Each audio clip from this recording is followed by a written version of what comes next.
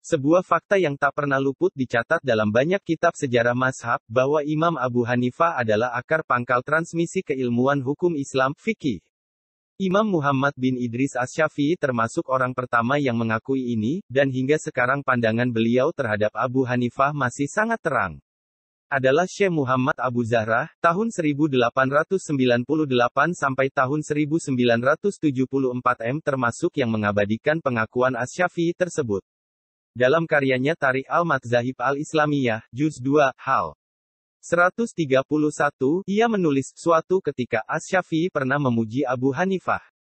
Ia berkata, transmisi keilmuan umat Islam dalam bidang fikih berinduk kepada Abu Hanifah.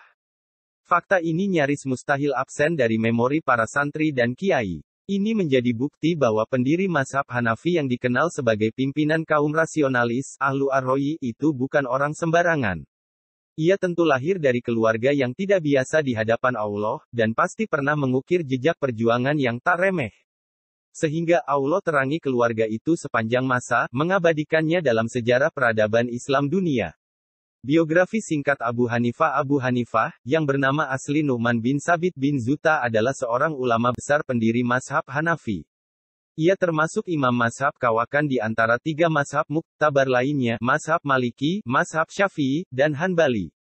Lahir di kota Kufah, Irak pada tahun 80 bertepatan dengan tahun 699 dan wafat di Baghdad pada 150 atau tahun 767 mengutip Muhammad Ali As-Sayis dalam Tarikh Al-Fiqih Al-Islami, Hal 104, bahwa sang promotor golongan rasionalis ini, namanya masuk dalam daftar atba, tabi'in, pengikut para tabi'in, generasi ketiga setelah Nabi.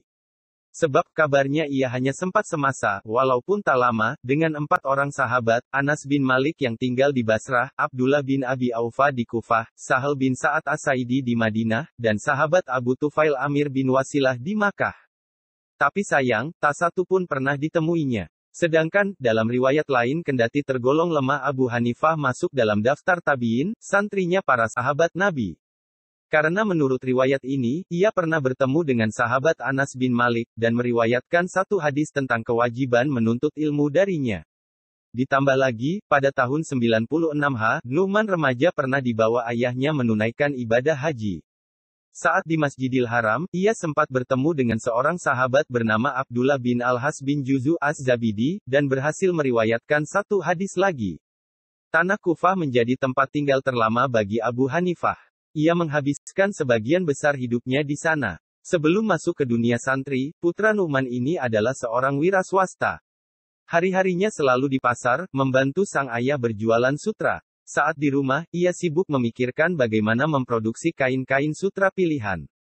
Karena itu, wajar dirinya dikenal sebagai ulama entrepreneur. Setelah sekian lama menjadi wira swasta, bahkan sampai menghabiskan separuh masa mudanya, Abu Hanifah pun akhirnya bertolak dari dunia pasar menuju dunia intelektual atas saran seorang ulama bernama Asy-Syabi. Wajar saja bila dia termasuk satu dari sekian ulama yang telat belajar. Namun, hal itu bukan persoalan besar di mata Abu Hanifah.